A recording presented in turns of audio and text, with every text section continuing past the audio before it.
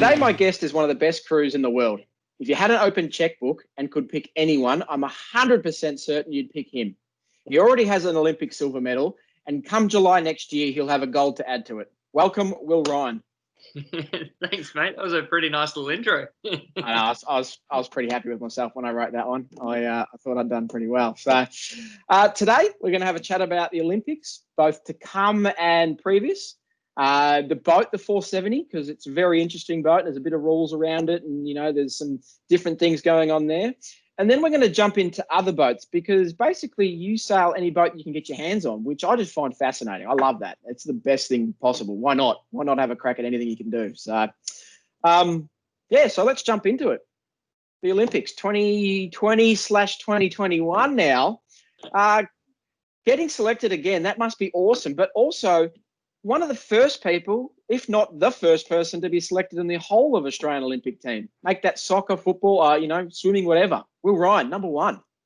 Yeah, no, it was pretty cool. Like you say, it was a bit surreal. Like, I wasn't actually expecting that the nomination would come at the time it did, and I was on my way to Europe for a sailing event when it all kind of came through. I assumed that there'd be some paperwork stuff that would kind of take a little while to process, but I ended up missing the whole thing, and I was sitting in Dubai airport when I got the phone call to say, you're going to the Olympics, can you make a press conference tomorrow? And I was like, no, sorry. So you weren't at the, I thought you were. I've missed that up, but you're lucky because you didn't have to wear that weird gown that they had to wear. That little cape. Hopefully the people from the Olympic Committee who designed it will see this after the Olympics, but yeah, it's not the best, not the most flattering look that they developed, but it was funny to see Matt Belcher and Matt Wern there with their lovely capes. So I was happy just to see it in the group chat rather than for real. Yes, I think you missed one there. I think that was a good one. So now that you've been selected and it's 2021, what's the prep looking like now? I see that you've been up at Coffs Harbour doing some sailing up there. It's certainly been a very different year to what we imagined, as I'm sure everybody can say. And we feel like it's been challenging for us, but then like we're seeing with the fellow Victorians, there's more challenges to come, and you feel for those people. So we've been really fortunate to have some kind of normalcy to return to doing what we do. And we got out at Coffs Harbour, and that was fantastic, to be honest. Like, to kind of go to Europe. We were the only team to actually go to Europe this year, and we were a day away from our World Championships. We were kind of racing in to get the good measurement time for the next day, and we thought people were joking. Someone on the tow rope just near us was like, "Oh, it's been cancelled. Haven't you heard?" I'm like, "Oh yeah, good one." And 24 hours later, we're back in Australia with like no real idea of what was going on ahead. And when they did cancel the Olympics, that was pretty tough, because the first step was actually that the AOC essentially said that the Aussie athletes wouldn't go, even if the Olympics were held. And for us as athletes, you were just like, oh, like, surely the AOC will change their mind. But it's just a daunting prospect at first. So, we kind of had a tough couple of weeks there for trying to get our heads around what was going to be the potential pathway out of it. But yeah, fantastic. We got out to Coffs Harbour, and beautiful place, and a few bananas, and good couple of coffee shops, and some big waves. So no, it was actually really good, and that's kind of helped us get through what is now almost the end of 2020. And the reason for going to Coffs Harbour, are you trying to simulate the venue that is Japan? And I'm being told that there's going to be quite big waves where you're going. Yeah, Japan's pretty challenging. It's like an ocean that's got quite big currents well offshore, and a lot of land influence as well. So it's a bit of a mixed bag. You don't really know exactly what the currents are going to be. You kind of get out there and see what you're going to get, but it can be pretty big waves. And we've been lucky that at Coffs, not only has there been like pretty big waves, but there's been heaps of whales. So that's made training a lot more interesting. But to be honest, it came about totally by chance. We literally looked at a map between Matt and I of what was close and possible to drive towards each other. Like, we live, I guess it's 1,000 k's apart. Our coach Victor and Ian Murray, who's helping us out a little bit, like, they both live in a different city again. So no airplanes, and we couldn't go to hot spots. It had to be somewhat feasible that we could actually drive there. And it was, I think it was Matt that I literally just looked at the map and said, "Oh, what about this place?" And yeah, it's turned out pretty good so far. So that's where you've been doing all your training, or have you done it across a few other spots as well? We did actually manage to get back to Sydney for a little bit. At one stage, just for about a week, I think it was, when things died down there. But yeah, as is the current state restrictions, Matt's actually back in Queensland, and he can't get a dispensation to get across the border without going through quarantine. So for him, with 3 young children, it's not something that we're really ready to accept just yet. Particularly the prospect of next year meaning that we probably will have to do that kind of quarantine experience a couple of times. That we don't want to rush into it and do more than just for fun. So we're kind of just in a bit of a holding pattern at the moment. I'm actually back at my parents' place, Lake Macquarie, which is a lovely place to be. But so I've been busy God's on the country. Yeah, God's country. I was going to give it a little plug. You're right, but no, I've just been busy on the power tools. Actually, I've been in the renovation modes and trying to upskill myself for whatever the future beyond sailing might bring. So I wouldn't say I'm good, but I'm a little bit more handy than what I was. Very good. So 2020 scrap, 2021 is hopefully now on. What was 2020 looking like going into the Olympics? How many times were you going to be in Japan, or were you going to base yourself there for pretty much this whole year, ready in the lead up? How does that work? When we left in March, we thought that would, or for myself, I thought that would kind of be it. That kind of rented my place in Sydney and was probably looking to sell my car. Fortunately, it didn't sell because I kind of needed it after that. But yeah, we definitely didn't anticipate coming back to Oz. It was going to be a pretty intensive bit of time in Europe, a fair bit of time in Japan in that build up. One of the things that we kind of took from the Rio campaign into the Tokyo campaign was to really be as comfortable as possible in the venue. And we've been really lucky. We've had a lot of trips to Japan over the years, and it feels a little bit more, I think, familiar than what Brazil did. And in that space, Matt's also helped put together a great program for us that we kind of have a bit better segmentation in and out of events. So it's not too long there, but just a little bit, so you're feeling good and fresh. And that was definitely going to be the key for this year. So yeah, like, I guess, to put it bluntly, like, we thought we were in a good spot, and we were really looking forward to kind of putting our best performance down. That's really been our motto for this campaign. It just felt like in Brazil that we did a lot of great things over those years, and that was a really cool campaign. But when the time came in that final week, we didn't race probably as good as we could have.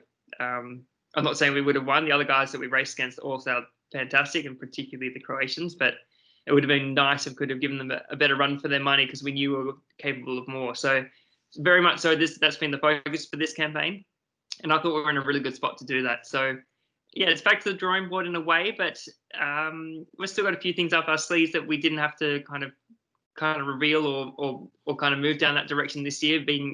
We can kind of apply the same model that we were going to apply to 2020, hopefully into 2021, assuming that we can fly overseas in 2021. So yeah, there'll be a few little subtle changes, but overall, I think we're hopefully going to still have a pretty good package to go forwards.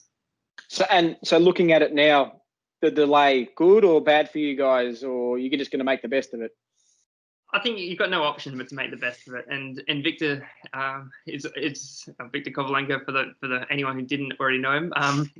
He's a very positive guy, and he's kind of instilled that in us, that you just got to kind of take it forwards. He says that disappointment's not really a word you can use. You just got to take on whatever that next challenge is, and it's all for a reason. And for Matt and I, yeah, possibly the extra year might have meant that we have to hold our cards closer to our chest for another year or something like that. But I think more importantly, overall for the Australian sailing team, the extra year is going to be great. We've got a lot of young talent upcoming, and like the late selections of a couple like these 470 girls and my sister and Tess Lloyd in the 49er FX, I think, and Mara Stransky in the radial. Like, these girls are pretty young, and you can just see them improving like day on day. So I think it's actually really exciting and great for our whole team, because that's something that you forget in the Olympic sports, is that, yes, it's Matt and I in the boat and we've got to do our thing, but it does actually come back to the whole team working together to identify the right conditions, create the right environment in the team houses, and have the atmosphere that you can go out and perform your best. So it's a real team thing, and I think the extra year is definitely going to help us. And there's been a lot of good positive things we've done in this extra time we've had in 2020. So you do go up to Coffs Harbour and you're on the delay and training partners, because you guys are number one in the world and then number one in Australia with daylight second. How does that work? Like, really don't have a training partner to rack up against. It's certainly been a challenge this time around. We've been really fortunate to have some great international training partners at various times. We've had men's teams from Australia as well, and now a couple of mixed teams as well as the young Aussie 470 girls. But one of the challenges for us with our class is that this 2020 Olympics is the end of the men's discipline in the 470. They're looking to transition it into other classes, and for young kids, I fully appreciate it. It's a daunting prospect to take on an Olympic class in any class, and to pick yourself up against Matt Beltra it can be pretty tough when you know he's a guy that's been in there for 20 years. You're like, how am I ever going to catch up that kind of experience? So I was the lucky one that got to join him rather than go against him.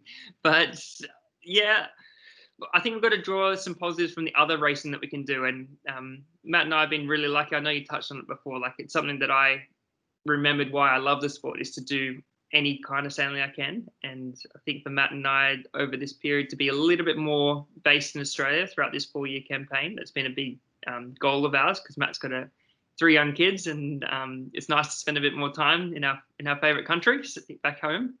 So I think getting that experience from other racing has really helped us. We've had some great people come in and help us with the boats, and then when we can go across to Europe and race against the fleet, and that's when you get the opportunity to kind of validate everything and build that confidence as you come to the big events. So yeah, we've mentioned Victor Kovalenko. We've said a few times before. He seems like this mythical man to everyone else. Victor. What's Victor Kovalenko like? It's hard to place into words, Victor. He's really unique.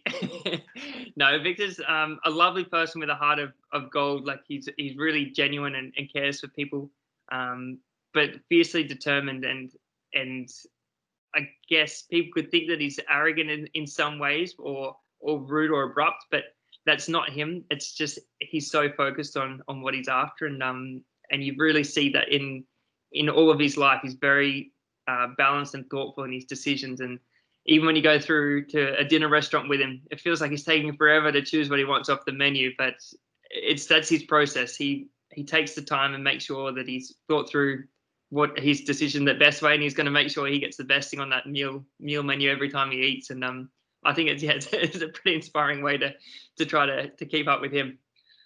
So is he the all-round package? Is he just brilliant with tuning boats, strategy or tactics, or is it a mental thing that just puts him above everybody else as being that unbelievable coach that he is?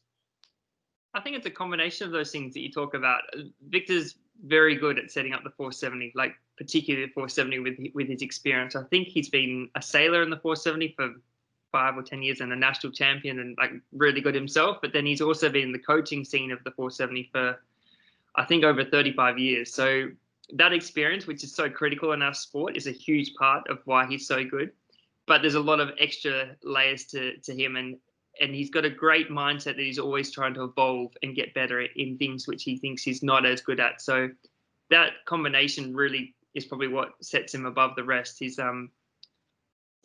very determined to make sure that everything is as good as it can be, that he's trying to improve when he can, and not only from the boat side to make us go fast and kind of develop our 470, because the 470 is a development class of some degree. We've got a box rule. It's not buy your stuff off the shelf at Bunnings like some other classes. So there's a lot of time and effort and thought that has to go into developing that stuff. But I think Victor's real secret is the people and how he can kind of draw the best out of the people. And I know a lot of other people have said the same things, but like, he handpicks the people in his teams, and you see that framework that he's kind of implemented. Like, I don't think it was by chance that he made sure that I was around after 2012, and I don't think it was by chance that he kind of drew Matt back into the program after starting him off back in, I think it was 1999 or 2000, just a few days after Mark and Tom had won the gold back in Sydney. So that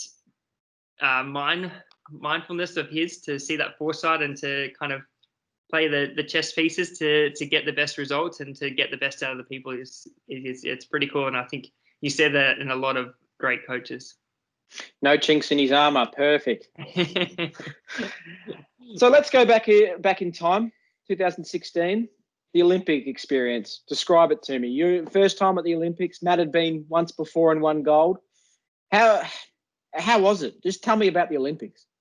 Yeah, the Olympics were, from what I remember, they're amazing, but also pretty daunting because, yeah, as you touched on, it was my first Olympics. So I had a lot of pressure coming into it. We not only from Matt and my results that we kind of had an expectation upon ourselves that we do really well, but I think from the outside, sailing had done so well in the London Olympics that it was kind of looked at as the sport to do well. And Rio is just such a hugely challenging venue. The wind and the waves made it for one, but just the culture and the atmosphere and the food and the dirty water and all those logistics side of things just added into it.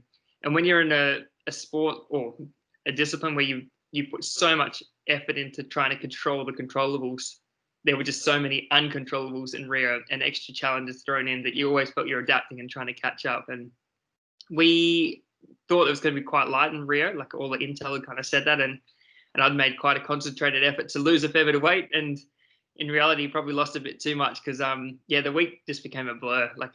We had a lot of weather challenges throughout the event, and it kind of, our race week ended up taking almost the entire duration of the Olympics. We started on day 2, I think it was, and finished with a day and a half to go. So it was tough that we didn't get to be part of the Olympic experience with other sports. And that's kind of part of my motivation to want to do it again. A lot of people after Rio said, that wasn't like the best Olympics, or like there's more to the Olympics than what you saw in that one, and it's worth fighting to go again. And I'm glad I did, because there's a lot of lessons from this campaign that I've learned that I probably didn't fully understand or appreciate from the Rio one.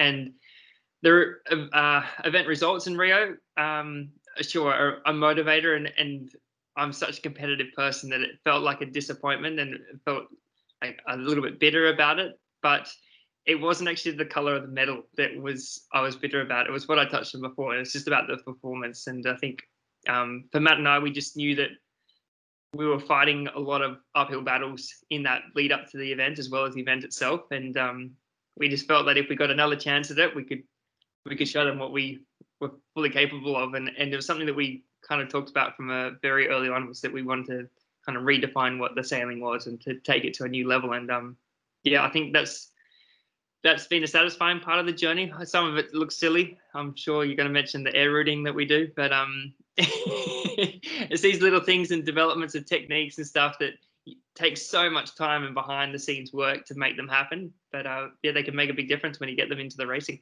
You keep stealing my questions before I can ask them. So, going in as favourites, that's some serious pressure. How does one or the team handle that? I'm excellent at the ostrich method in general. So I can kind of stick my head in the sand and just ignore all the world problems and just kind of either wait and then pop my head up and see if the problems are still a problem, or if I'm going to put my head back in the sand for a bit longer.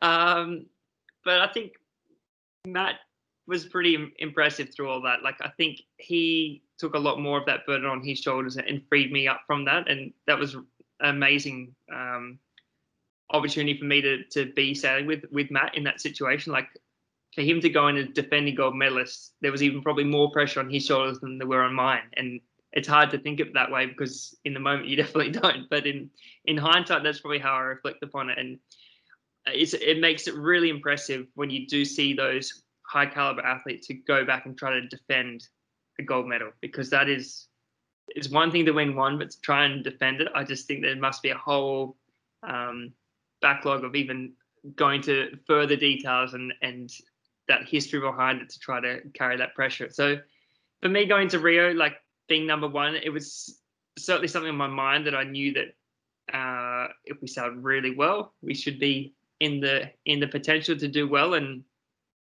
for sure, like, there's that crossover between, are you actually pushing to sail your best, or are you like a little bit scared that you might lose it, kind of thing. Like you're on that fine edge when you're in that situation as being with the pressure of being a world number one. But yeah, at the time I probably wasn't as self-aware about the pressure. But since then I've learned probably on the other side is just a little bit how to really kind of use it to motivate me better. And I think that's been a positive for sure. Do you do anything to handle nerves? Anything special that you actually, is there a routine you go, okay, we've got to do this just to chill ourselves out before this all gets underway? I don't think I've really developed anything. Like whenever you're nervous, you always need to pee. And I don't know if that's why the floor of our boat is yellow. Down there. I refuse to pee in a wetsuit, so it's definitely not me peeing. But I don't know. I think Victor's really good in that space that he kind of distracts you a little bit from it, and I think that's a key part. Like by the time you get there, the hard work's done, and there's no point really fretting about it. Like you just kind of got to go out and do your thing, and for sure you'll feel those butterflies in your stomach and a little bit of like a tingle. But if you didn't feel that, it probably means that you've lost the edge. Like you're not actually, you're not getting that adrenaline surge that should be there for something that you've invested so much of your life into. So I think it's important that it's there. I wouldn't say I've got a great solution how to deal with it, but you got to just go through your routines. And for Matt and I, we go and have a coffee together in the mornings, or for me, it might be just to have a little run, and that kind of gets a little bit of the energy out. And yeah, I think that helps for sure. Perfect. Now, as you alluded to earlier, the water in Rio is basically lava. You fell in, it was instant death. What are you doing falling in off the boat during the Olympics? Like, come on, that's what happens at sailing school. Yeah, I don't know what I was thinking. Clearly, I wasn't thinking much.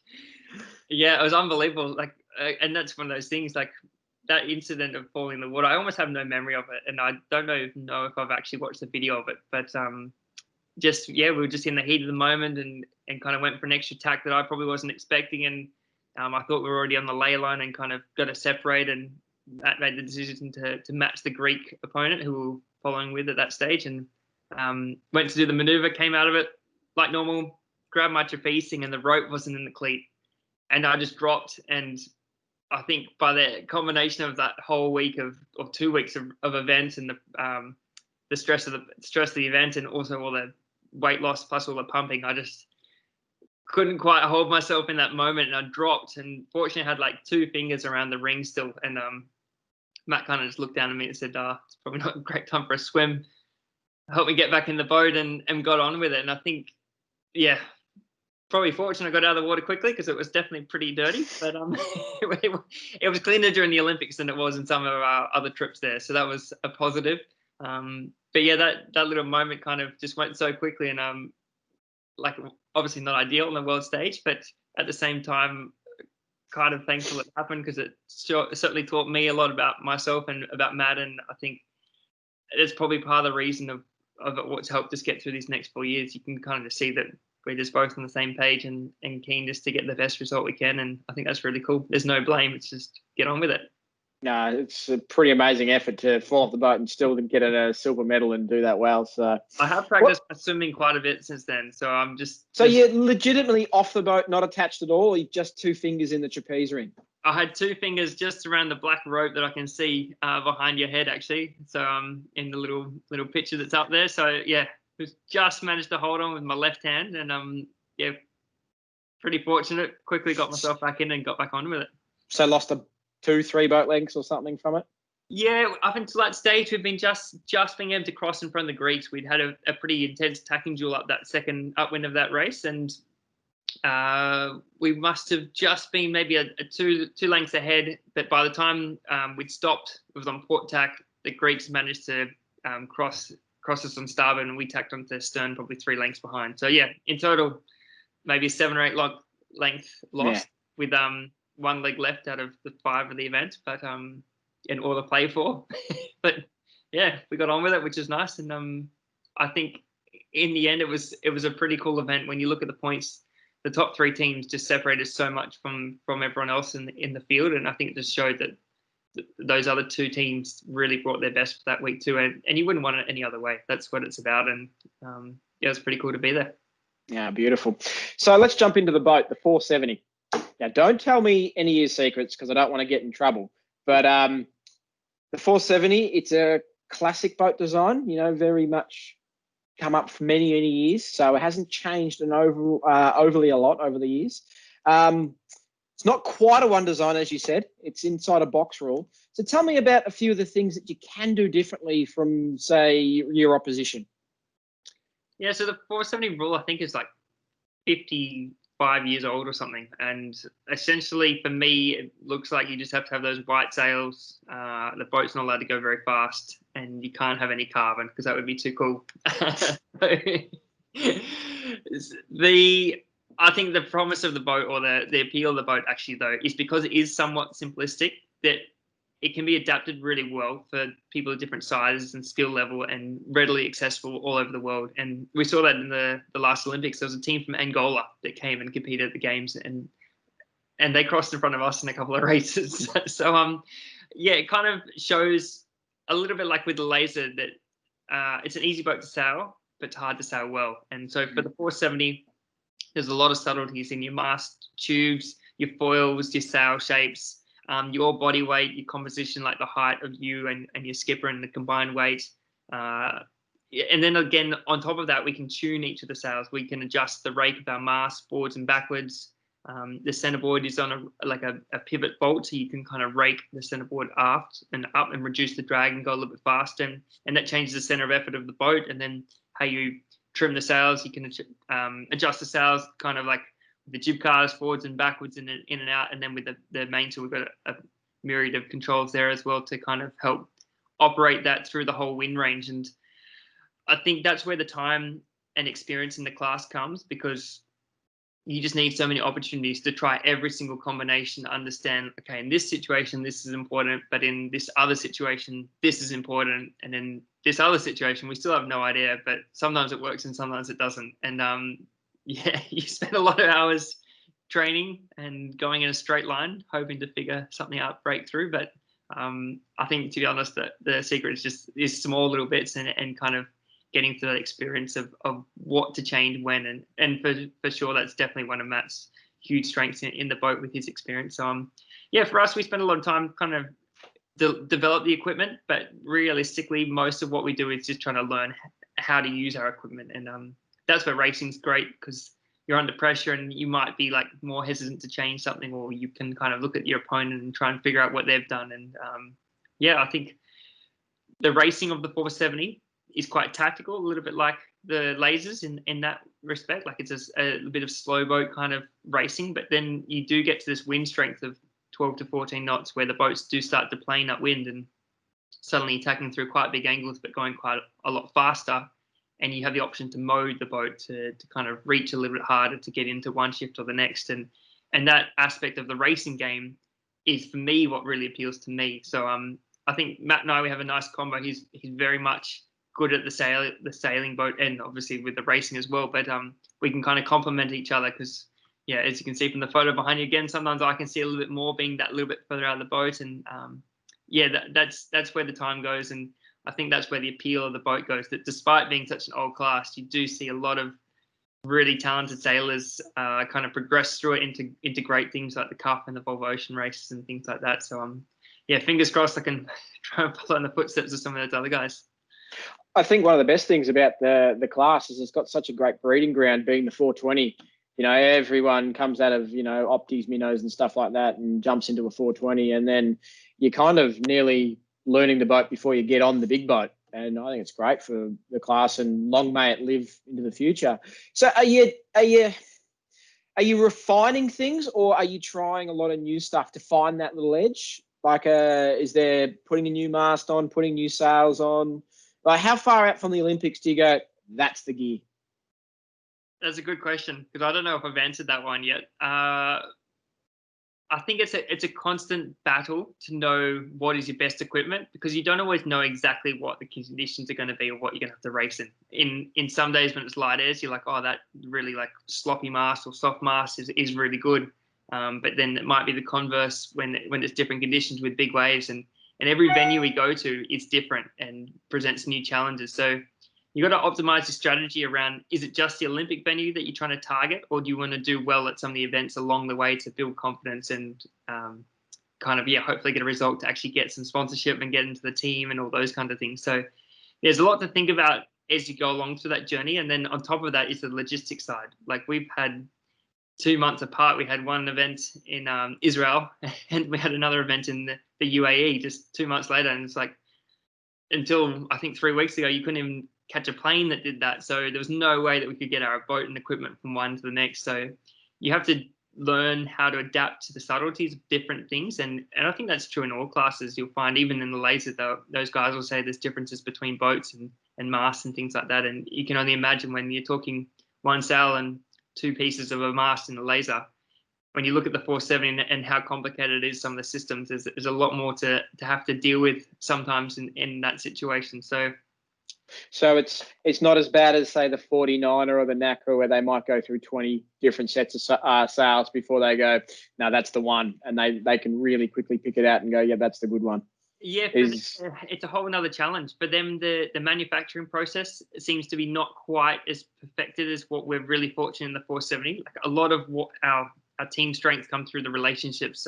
Matt took one for the team and married the boat builder's daughter, which is really kind of him, and that's helped a lot. Although he seems to still charge me a lot for the boats. But we can guarantee that like our boats are really top level, and I've got no doubt that the construction's sound, and I'd happily turn up to an event with a brand new boat being really confident that's going to be on the pace. And the same with our sails. We're fortunate, a great relationship with North Sails Japan, who does all the sails for the 470s and the 420s, and that's their sole focus in that North Sails scene. And you just see like their hard work and experience pays off, that their sails will come out perfect every single time. Like we know that the length of our luff will be within a couple of millimeters, and I'm not sure that many classes in the world can be that confident. And that's when it's hard, because you're at the development class that you're trying to refine and develop new things. So you're always pushing the limits, but these guys come through for us time and time again. And we're pretty lucky in that respect, because it's a lot of money that you see some of the skip guys and NACRA guys spending to try to find that one ideal sail. And for us, it's more about probably the subtleties of the mast and centerboards and sail optimization of shapes, kind of thing, that takes our real focus, I think, to kind of get the right package that one matches the other. And fully fitted with Ronstan gear, I'm sure. Of course. That's right.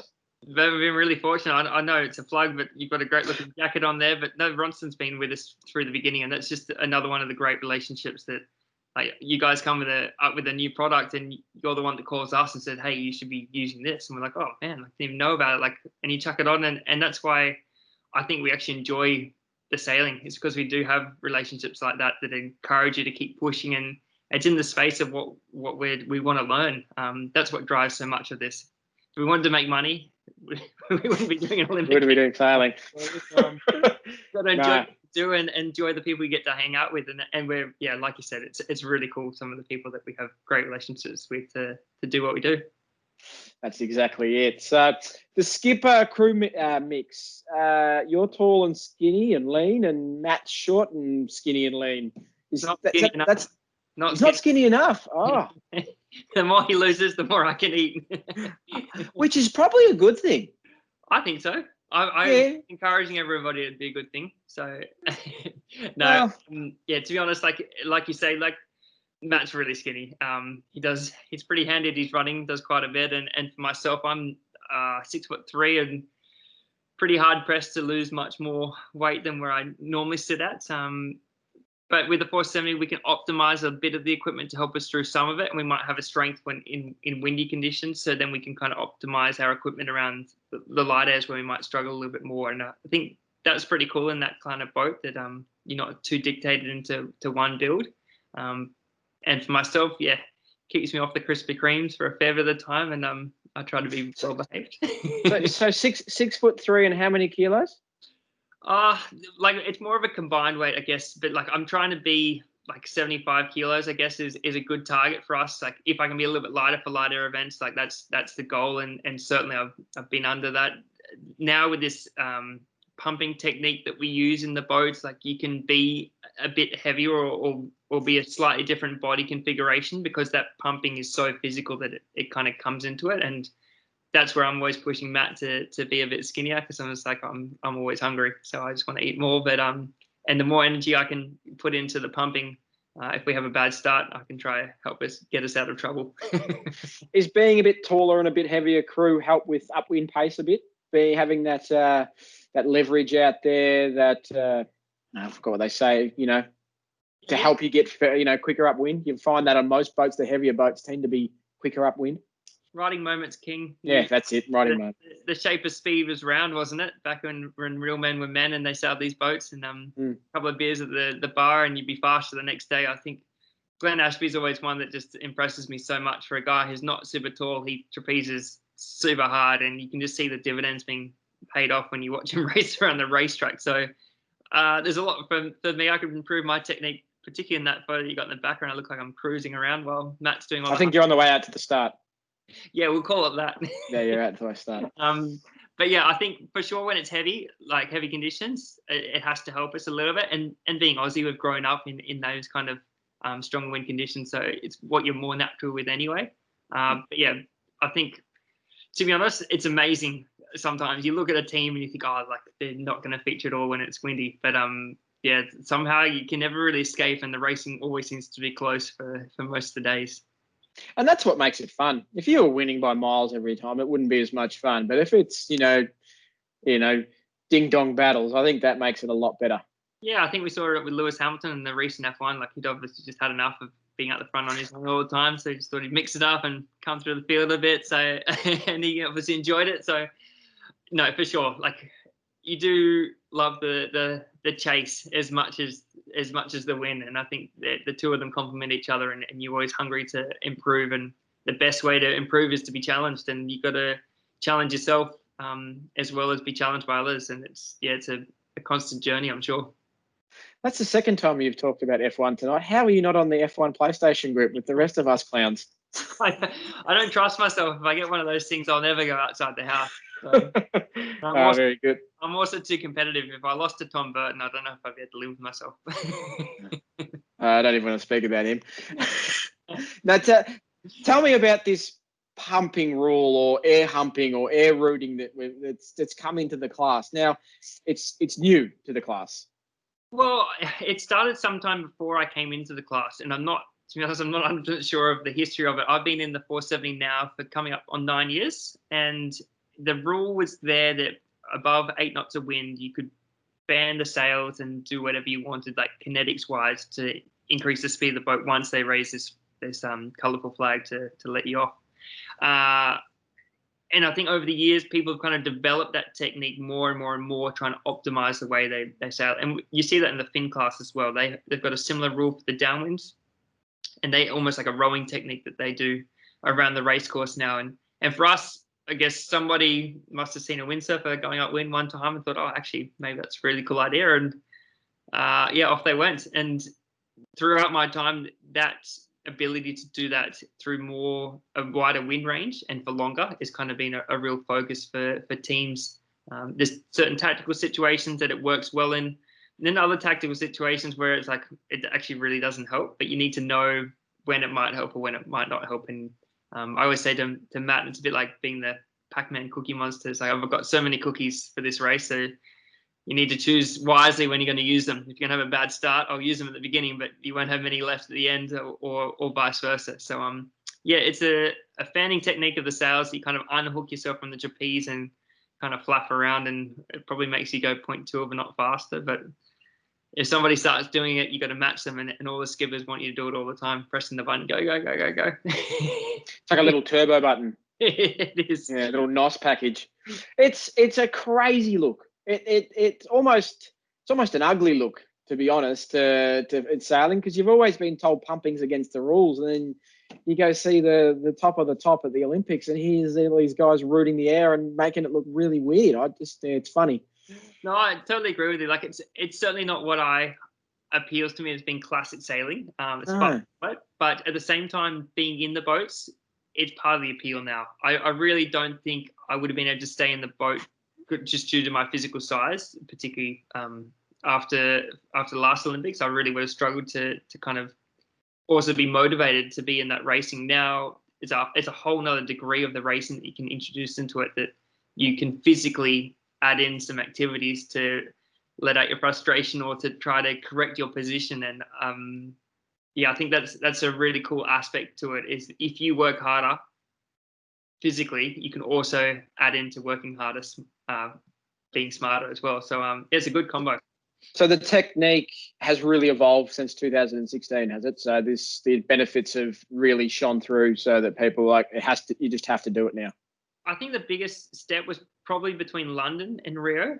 There was a little bit of it going on coming to the London Olympics, but it was mostly a windy focus coming to that game. So people weren't trying to develop in that spectrum. Most people were looking for heavy air techniques, equipment, and things like that. Whereas we came into Rio with most of us expecting to be lighter airs. So it was a lot of development in that area to make the sails a bit deeper and to start to try to work out how we could use this technique to assist us in the lighter airs.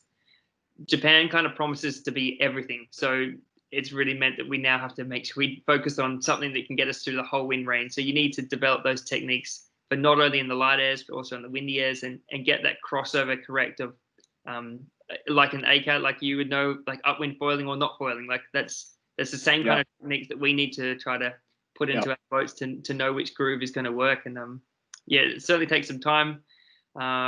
Can be a bit of fun trying to optimize it, but at the same time, when you're pretty tired and you've got to go out to do another pumping session, it's not much fun. So how do you train for air pumping or air rooting or whatever you like to call it? I could tell you some amazing story about how I'm amazing with the ladies, and that helps. But no, Victor's there pushing up your bot just to help you. In all honesty, I've never had a girl come and say, "Oh, I saw you pumping out there in the water today, and I want your number." It's never happened to me, unfortunately. And the only way you can really improve it is to go out and do it. So yeah, you got to target your times and around when the events are coming, and that's taken a bit of the sports science approach back into sailing and turning us more to being professional athletes in some way. And I think that side of it really appeals to me. I love the cycling and those F1 kind of guys that are just so fit, and you just see them doing everything to the nth degree to get those small marginal gains. And it's nice to feel like we can apply that same approach to sailing, which is in a sport that's so complex that we can't even see the wind which powers our boats. So yeah, it's kind of cool to combine everything. Now we're getting a little bit stuck on air pumping, air humping, or whatever it's called. That's the 470 challenge. It just over your whole life. You just got to get out of the text. But it caused you quite a serious injury. Yeah, so that was 2019. We had a series of events over in Japan, kind of in a fairly close proximity. I think it's 3 or 4 events over about a month and a half. And in all honesty, I probably thought I'd hurt my wrist riding my bike. I didn't remember crashing or anything like that, but I was just sure it was something stupid I'd done that must be why my arm was quite sore. So I did mention it to the physio early on, said that I thought my wrist was a little sore. And they're like, oh, okay, like we'll try and monitor it, and we'll put some colourful tape on it and see what we can do about it.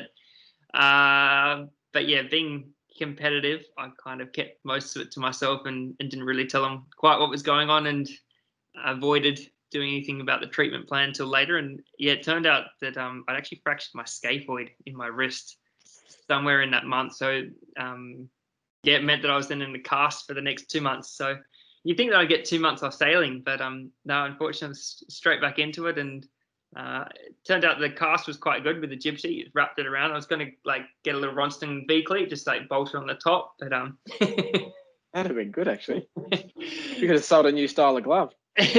But I think it is one of the challenges with our boat, actually, particularly me being bigger. I think being light all the time just puts you a little bit more at risk, and we're really pushing ourselves physically to be as strong as we can. And I think that'll hopefully in due course mean not too many injuries. Wearing a trapeze harness is never pleasant, so you don't know what the ramifications could be there. But yeah, find that one out later down the track as well. Trying to live life like Skeletor is not a good way of living, I wouldn't have thought. So, no. You said earlier the 470 is changing for the future Olympics, still staying in the Olympics, but it's going to turn to a mixed class. Yep. You'd be a very valuable commodity, because you would have thought the girl would become the skipper and the male would want to be the crew, the taller, more power, You know, that's where the engine room of the boat is. I think I'd have to get a new passport because I'm pretty convinced that Matt and Ricky are going to do it. At least that's the rumor that I've been trying to scare everybody with. Oh, very good. Yeah, I don't know. It's going to be interesting. The same question kind of posed itself with the NACRA. Everyone's like, oh, it'd be better with a girl skipper, or oh, it'd be better with a boy helm. But you kind of see there's some really talented sailors on both sides of that spectrum that are mixing it up, and in some conditions, one might have an advantage over the other. And I think for the 470, it will also be true. The ones that got the experience and work hard and stay fit, they're going to be good whether they're a crew or a helm. So yeah, might be some competition between myself and Matt. I'm just a little bit dubious that his boat work's probably going to be a little better than mine will be. Very good. Now let's chat, because you sail every boat known to man. I've known you for a fair few years now, and every time I talk to you, you're doing something different. Talk to me about the TP52s, because you were on Sled, a Japanese boat for the Super Series in Europe. What role are you playing on that boat? Yeah, that was a hugely awesome experience. I ended up jumping on board as a strategist, which is I felt like I kind of jumped a few steps on the learning ladder there. To normally you got to start your way in the sewer and work your way towards the back, is what I'd heard. But no, Adam Beechel lives locally up here at Lake Macquarie, and he's been fantastic through my sailing. And he was fortunate enough that he kind of got me an opportunity to jump on with those guys, and a couple of other reasonably well-known names like Ray Davies and Don Cowie and Murray Jones, and the list goes on.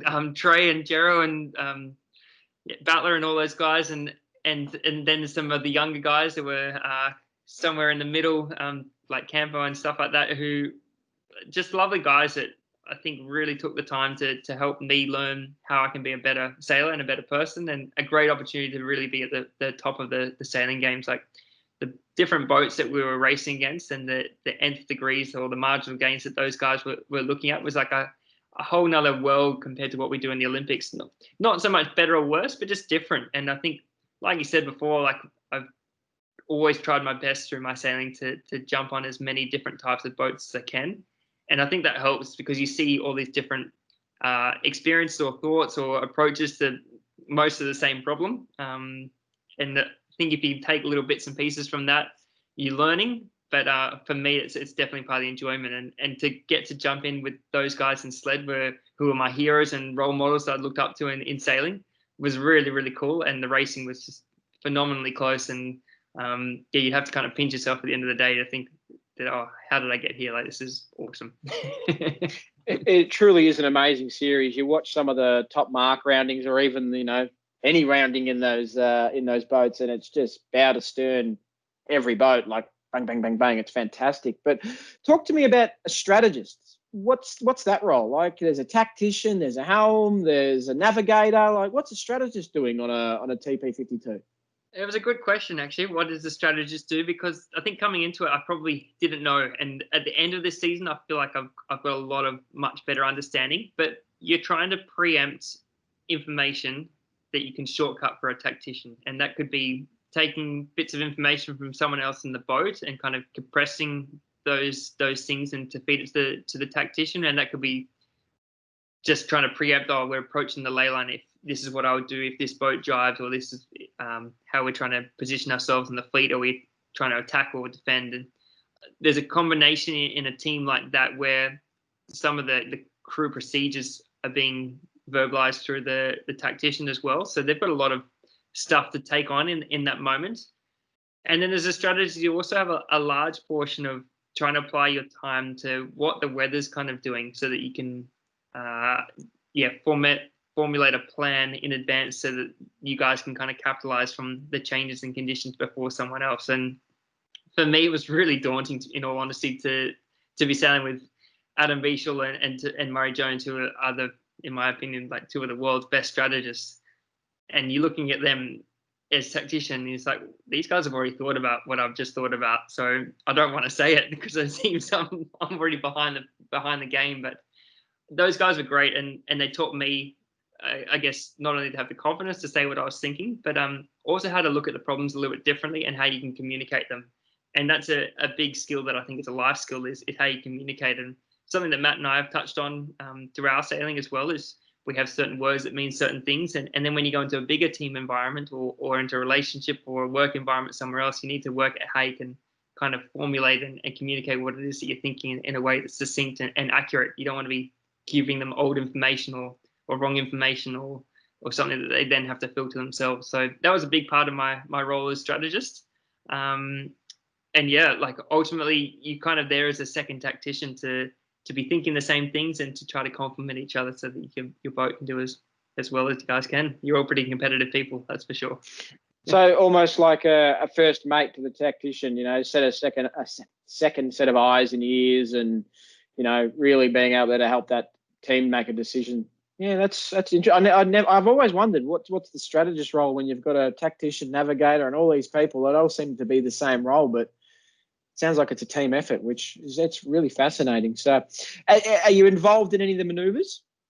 You are. You end up being involved with the runner, pulling the runners on out of the jibes. So yeah, if you get it wrong, the mast apparently will fall down. So that's one to day 1 and 20 knots. Make sure you try and get it right, because on those things, the winches on the port and starboard side actually spin opposite directions to each other.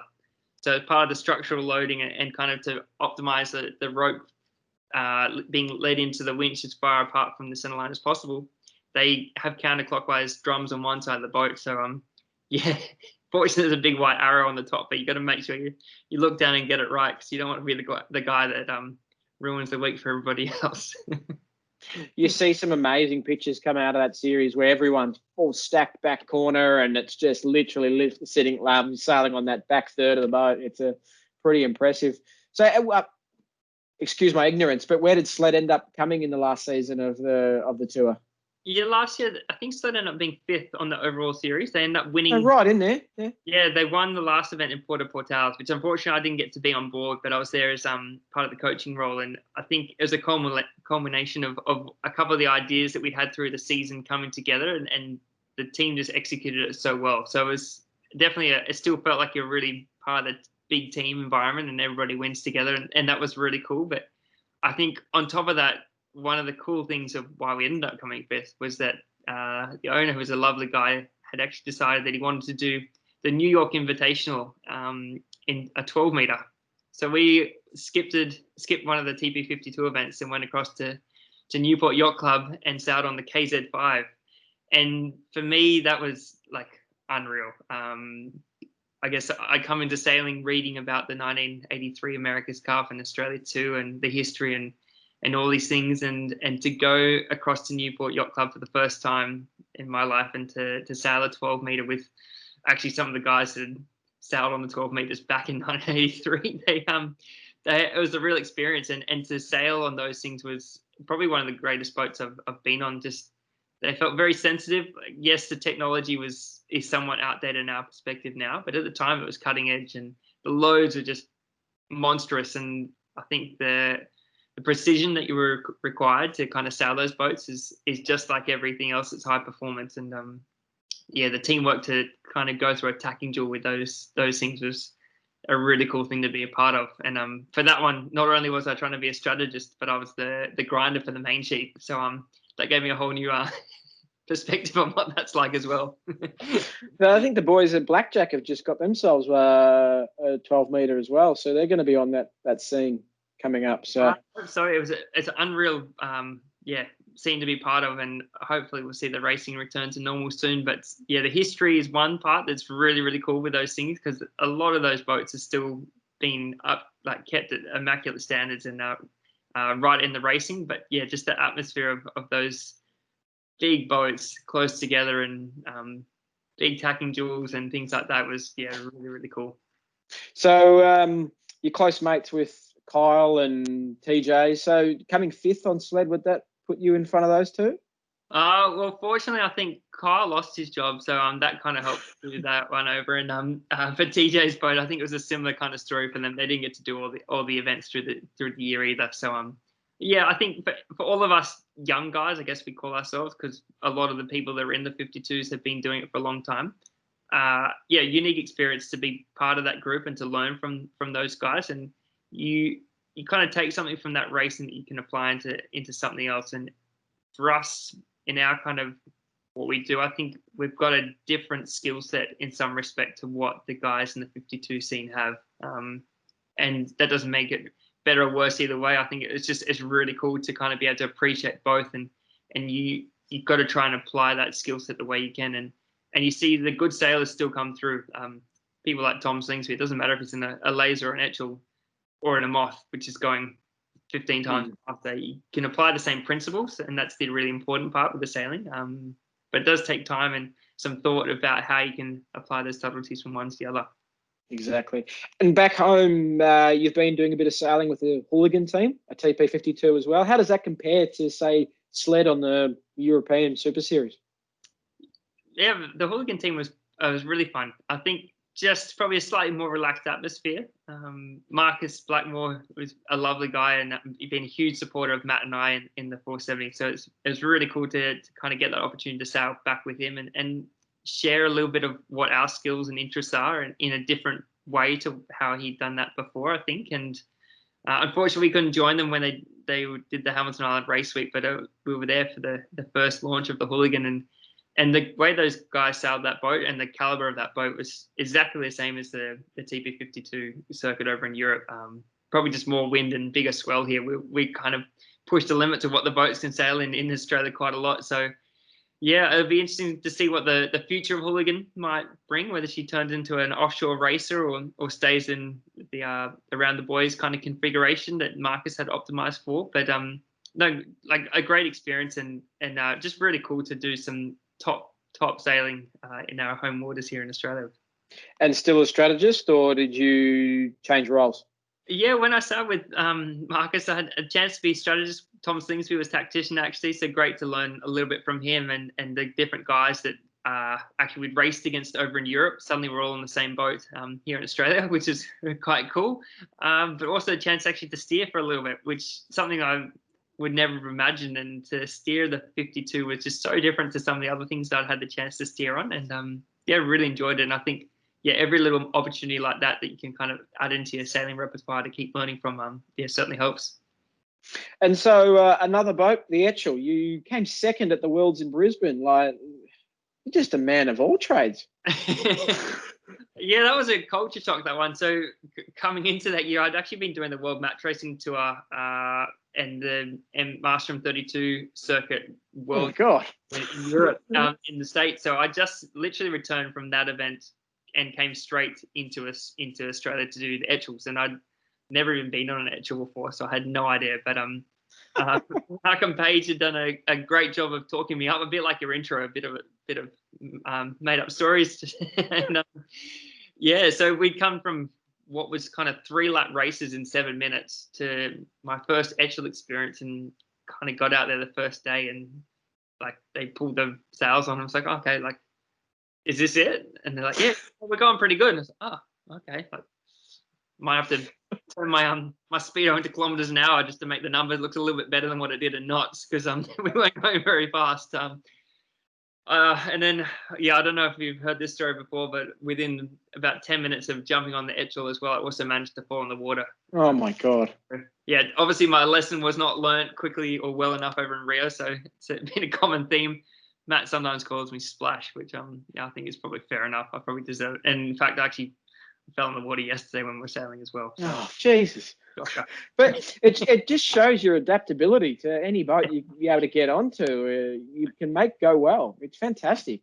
Yeah, no, thanks. Like, I think, like you say, you just got to say yes to those great opportunities. And yeah, really fortunate that I think if you can be a nice person in sailing, it's amazing where that will take you. And you just got to be kind of confident enough to ask questions of those people that you look up to, because it's amazing that it's often those guys that are the nicest and will really share those gems. Kyle Langford, not so nice. He's pretty tough on me, but yeah, like some of those guys that you come across, and yeah, they just want to share the passion, and that's what's great about this little series that you're doing alongside the Bar Karate and the other sailing podcasts that are out there. You just got to. It's the reason why we all got into the sport was because we enjoyed it, and yeah, at the moment it's tough times. We can't do it as much as we like, but if we can kind of keep that spirit alive, I think when we get back into it, we'll definitely enjoy it even more. That's right. I mean, I love the Barkarati boys. They are the leader of the podcast, and what they do is phenomenal, and they make it funny, and what they've done for sailing is amazing. So, yeah, definitely give them kudos. So, I see recently you've been doing, you already said you sailed with Slingsby on Hooligan, but you've been doing a bit with him on an Etchells, so as a bit of a fill-in role. But Etchells is definitely somewhere that you'd probably see yourself doing some more of? Yeah, to be honest, it wasn't. I felt like when we did the Etchells in Brisbane, I felt like it was the peak. The guys I ended up sailing with were the nicest guys I could ever have imagined.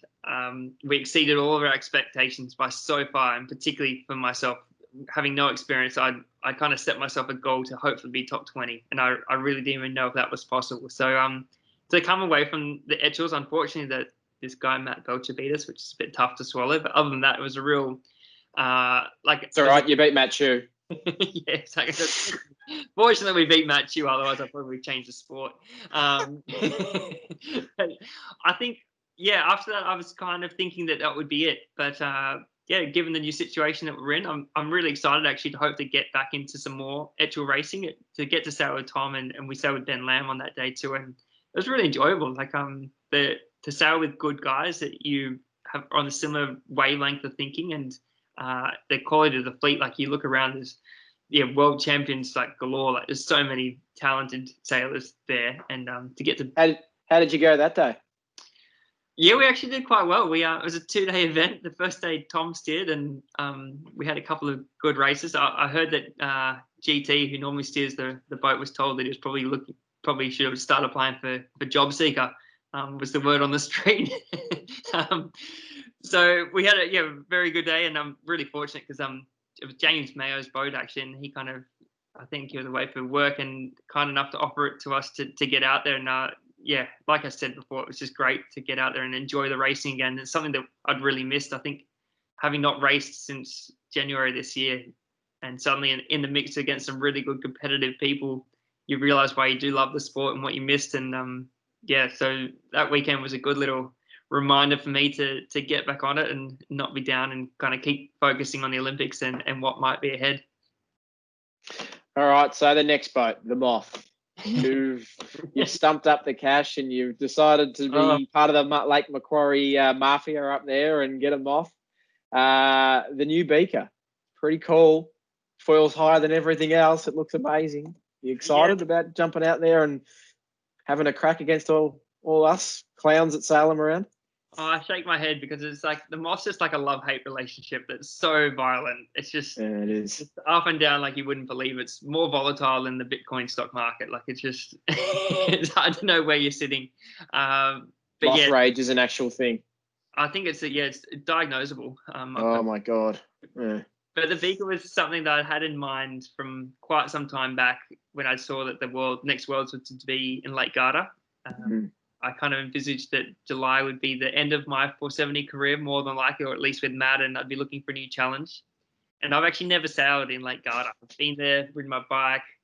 You're kidding? Been all around it, but I've never had the opportunity to sail on Lake Garda. So, what, do the 470s not like Lake Garda? No, apparently not. They like. Oh my God! Even I've sailed at Lake Garda multiple times now. No, they love venues like Kiel and Medemblik and anywhere else that's kind of like really rainy and like. Yuck. Yeah. So we're not quite like the Hobie 16s. We don't get to go to the Bahamas and Fiji and stuff like that. So no, you don't want to be a Hobie 16 either. But anyway. So I'm amazed at that. So the Beak had been like on my list as being the option that I really wanted to kind of pursue to get to race, not only in Garda against some of my really good friends who I missed racing against, but also just to learn more about that class. And I've had a little dabble in the past in some of the Mach 2 boats, and you realise that the speed is key. Like you just on this cutting edge of development, you've got to try to keep up. It is a bit of a spend off at times, but you saw with Tom Burton that he really put the hard work into his boat handling and was rewarded for that too. So there's both sides to it, and I think both of those appealed to me. So I was really looking forward to it. And so I've got the Beaker that's just arrived. It's never even been in the water yet, to be honest. I've struggled to move forwards and to accept her into my life, but there'll come the right moment. And they've been great.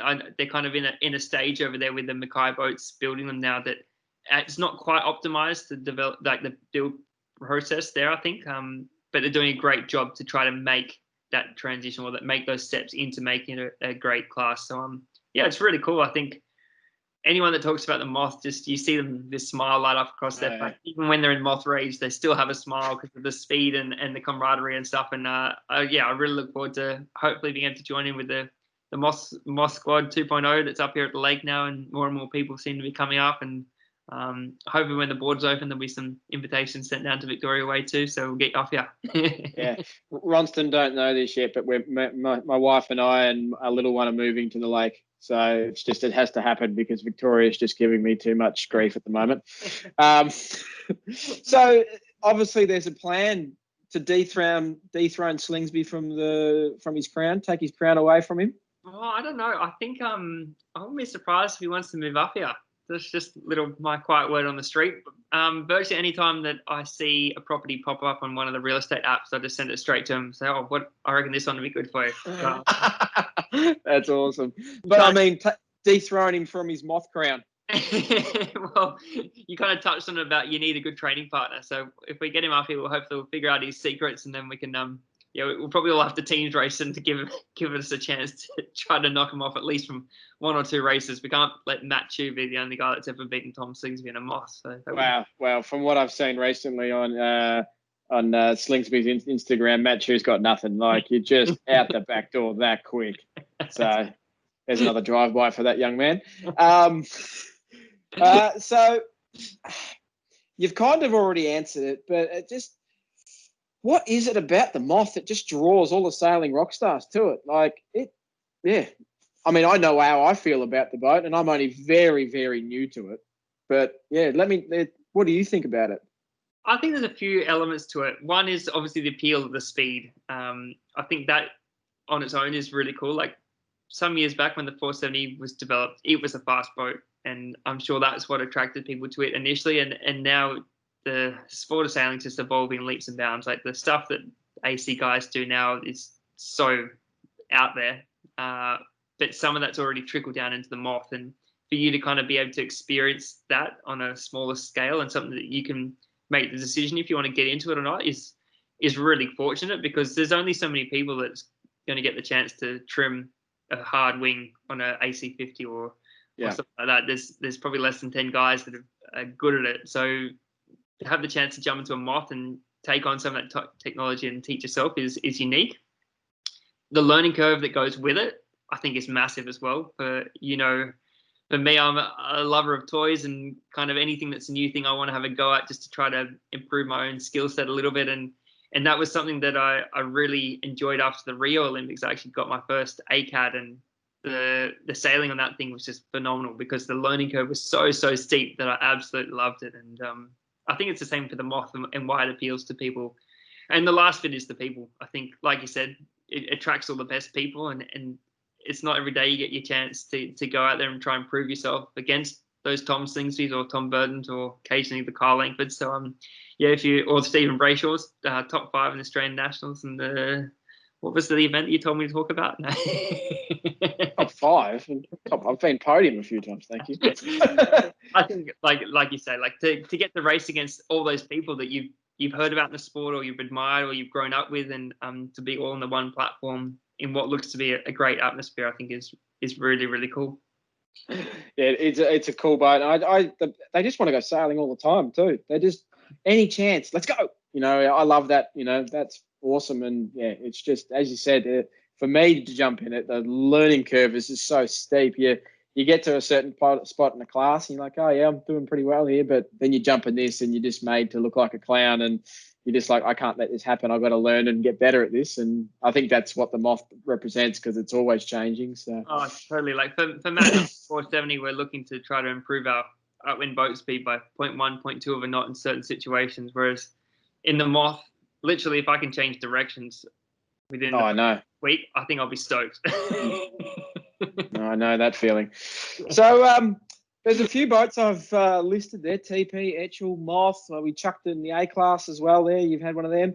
What is there any other boats I'm missing? Have you been on the Comanche? Are you a Mocha sailor, or what have I missed? They're all on the list. I'd love to say some of those things. I've been really fortunate to have a look around Comanche and on some of those big 100-footers. I went and did a little bit of time with Kyle on Brunel on the Volvo 65s just prior to the last Volvo Ocean race, and kind of hoping I was going to hate the idea of doing that stuff, but it was really cool. Like, not only the teamwork that goes into it, but they're just pushing those boats as hard as they could. And I think anything that's in that space, being a competitive person, you're appealed to. And have you done a Hobart yet? Yeah, I was the youngest person to do it in 2006. Was my first. Wow. So I got given a bottle of Mount Gay rum by by the oldest in the race, and I think maybe I was a bit of a media publicity stunt at the time, but it was a great opportunity. Graham Wood put together a youth crew on What's Next, and there's a couple of young guys, and Mark Langford, who was a guy who basically taught me to sail. This is Kyle's older brother. So get to do my first Hobart with him. And how old were you then? Were you 18? I just turned 18 a few days prior. So it was a kind of whirlwind trip as well, and a unique opportunity just to get to jump on board that boat for that event. And yeah, it was a long race, 3 days, 19 hours going upwind. We hit our top speed out the harbour. So it was a painful one. But yeah, it's something that's still on the list to have another few cracks at. But at the moment, I'm still enjoying the small boats and the day sailing and sleeping in a real bed at the end of the day as much as possible. do you get a few offers every time Hobart comes around from the Comanches and that of the world to, hey, come with us? No, unfortunately not from the likes of those top guys. I think a lot of that is those boats, the risk factor must be massive because of if you don't really know exactly what's going on, the consequences can be quite big. And those guys, each one of them really has a specific job, I think, on those boats. There's no passengers really. Unfortunately, I don't have the experience to jump into one of those big ones, but it's certainly something I'm trying to develop and learn about so I can in the future. Being away all the time for Olympics and a lot of what else we do, I think that Christmas time for myself is always a pretty special time to come back and spend it with the family. So I've never really pursued many options. But having said that, this year's a different year. I've got a different lead in, and I'm probably hoping to look to get to do the Hobart if it all goes ahead. So yeah, wait and see. Very cool. Very cool. So what at the Olympics? That's the number one goal. You're gonna go there, get that done, get that gold. Have you got anything other than the Moth that you've said that you really want to do next? Is there an ocean race? Is there a TP52 series you want to settle down into that, or Sail GP, or America's Cup? Is there something that Will Ryan goes, I'm doing that? I don't know, actually. It's a hard one. I'm not a very goal specific person. I know it sounds crazy when you think about that. I've devoted a large portion of my life to 1 week of every 4 years. But setting goals like that is not really my thing. I've always been take the most of every opportunity that comes your way kind of approach. And that's something that's been instilled in me from my grandfather. And I think I look at him and I'm always in awe of his approach at life. So I try to emulate as much as possible in what I do. So for me in the sailing, I want it to be in a way where I still enjoy it. I don't want it to feel, if possible, to feel like it's a job. And the Olympic campaign at times is that feeling. It's pretty tough and it's a long road, but I'm pretty stubborn as well as competitive, and I've spent and invested a lot of time and energy and effort, as have all the people around me that have helped me along the way in my career. So I won't be holding back when I'm in my focus towards what will now be the 2021 Olympics. It's certainly been on the cards for a long time, but I'd like to try to transition some of those skills into other sports. I think I love triathlons and now right into kayaking with a local group here with the Team Joel. I might have to change my name, I think, to join them officially. But like just little things like that where you're kind of an adventure race outside your comfort zone and to push your own mental and physical endurance limits, I think really appeals to me. And that's something for the Volvo Ocean Race I look at and I just think, I don't know how those guys do it. Like that, it's beyond the limit. So in a scary way, something like that probably does appeal to me. So we'll see what the future holds. But at the moment, COVID's presented some new challenges. I'm back at university and trying to start my own little business thing going on. And it's a different side to life, which I may not have experienced at such a young age. If the Olympics had gone ahead this year, but hey, you got to roll with it and take what you can and build it into going forwards. Open to all offers, eh? Always. Beautiful. Roll to your first bar. That's it.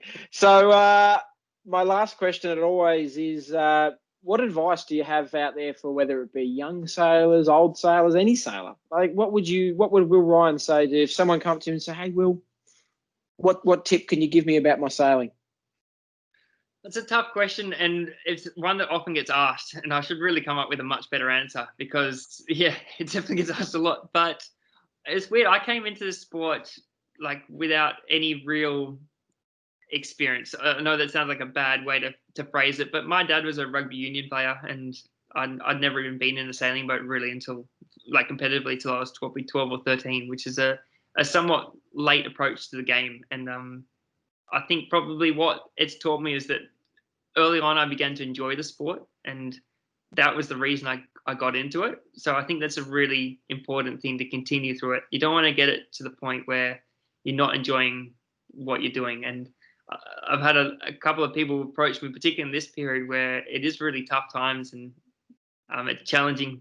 The weather's not as nice, and COVID's obviously presented a few challenges to it. But you got to come back and try to remember why you like the sport, and make sure you keep applying that part, whether it's to do a twilight cruise or to stay with the right people. And like for me, I love nothing more than to go for either a Friday night beer cruise, or whatever they call it, around the harbour, or to go out sailing with my 92-year-old grandfather. Like they're the two highlights of what I love in the sport, and got to make sure you get that fix and keep making time to come back to what you enjoy. And I think that will lead you into being the right mindset of whatever you want to do in life. And I think that's the important part. You want to keep evolving and learning as a person, and make sure you have how you're doing it. Beautiful. Well, thank you very much, Will, for coming on board, and we'll speak soon.